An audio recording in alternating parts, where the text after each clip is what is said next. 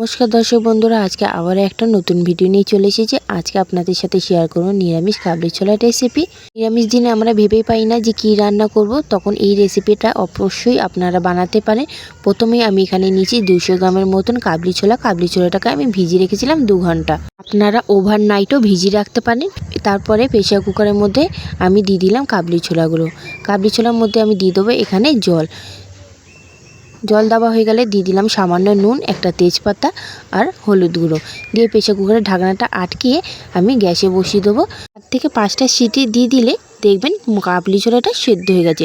ততক্ষণ আমি মশলাটা রেডি করে নিই। এখানে নিচে আদা, কাঁচা লঙ্কা 4-5টা মতন গোলকি পেস্ট করে নেবো। এইদিকে দেখুন কাবলি ছোলাটা আমার সেদ্ধ হয়ে গেছে।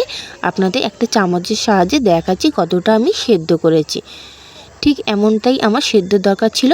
চলুন, এইদিকে আমার কাঁচা লঙ্কা আদাটা পেস্ট করে নিয়েছি। এবার মশলাগুলো দিয়ে দিলাম 1/2 চামচ নুন, 1/2 চামচ হলুদ গুঁড়ো, 1/2 চামচ লঙ্কার গুঁড়ো, 1/2 চামচ জিরে গুঁড়ো, 1/2 চামচ ধনে গুঁড়ো আর 1/2 চামচ কাশ্মীরি লঙ্কা। এখানে আমি নুনটা একটু অল্প দিয়েছি, যেহেতু সেদ্ধ করার সময় আমি নুনটা দিয়েছিলাম, তার জন্য অল্প দিলাম।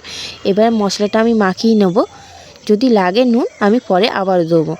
ঝালটাও আমি এখানে অল্প দিয়েছি, কাঁচা লঙ্কা দিয়েছি তাই। চলুন রান্নাটা শুরু করা যাক।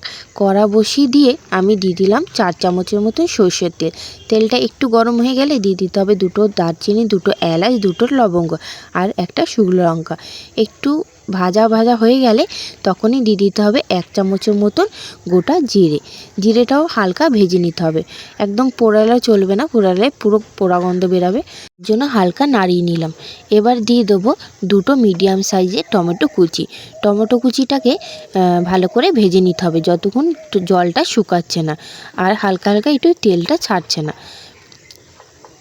এদিকে দেখুন আমি টমেটোটা কিন্তু ভালো করে ভেজে নিচ্ছি। এদিকে জলটা অনেকটা শুকিয়ে গেছে। এবার আমি এর মধ্যে দিয়ে দেবো যে পেস্টটা করে রেখেছি সেটা। ওই বাটির একটুখানি জল দিয়ে দিলাম। দিয়ে এবার মশলাটা ভালো করে কষিয়ে নিতে হবে যতক্ষণ আদার কাঁচা গন্ধটা যাচ্ছে না আর তেলটা একটু ছাড়ছে না। এদিকে নাড়িয়ে চাড়িয়ে দেখুন আমি অনেকটা কষিয়ে নিয়েছি আর জলটা অনেকটা শুকিয়ে গেছে। এদিকে আমার কষানোটা কিন্তু হয়ে গেছে। দেখুন কালারটা খুব সুন্দর এসেছে। এবার আমি যে কাবলি ছোলাটা সেদ্ধ করে রেখেছি সেটা দিয়ে দেবো। আমার মতন এইভাবে কাবলি ছোলাটা বানিয়ে দেখবেন খুবই ভালো লাগে খেতে।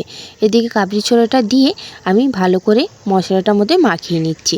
এবার একটা আলু ম্যাশার দিয়ে কাবলি ছোলাটা একটু ম্যাশ করে নিতে হবে। যেহেতু একটু গোটা আছে তাই আমি ম্যাশ করে নিলাম। তার মধ্যে আমি মশলাটা সেরকম দিইনি, তার জন্য আমি ম্যাশ করে নিচ্ছি। হালকা ম্যাশ করব, বেশি না। এদিকে দেখুন আমার ম্যাশ হয়ে গেছে। এবার আমি দিয়ে দেবো জল। এখানে আমি 1 গ্লাস মতন জল ব্যবহার করেছি। জল দিয়ে নাড়িয়ে চাড়িয়ে আমি ঢেকে দেবো। 5 মিনিট পর আবারও খুলে নেবো। এইদিকে দেখুন আমার তরকারিটা হয়ে গেছে। নামানোর আগে কিছুটা ধনেপাতা দিয়ে নাড়িয়ে চাড়িয়ে নামিয়ে নেবো।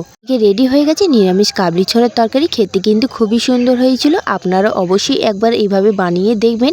আর ভিডিওটা যদি ভালো লেগে থাকে লাইক কমেন্ট করে দেবেন। আর যারা নতুন দেখছেন অবশ্যই একটু সাবস্ক্রাইব করে দেবেন। ভিডিওটা পুরোটা দেখার জন্য অসংখ্য ধন্যবাদ।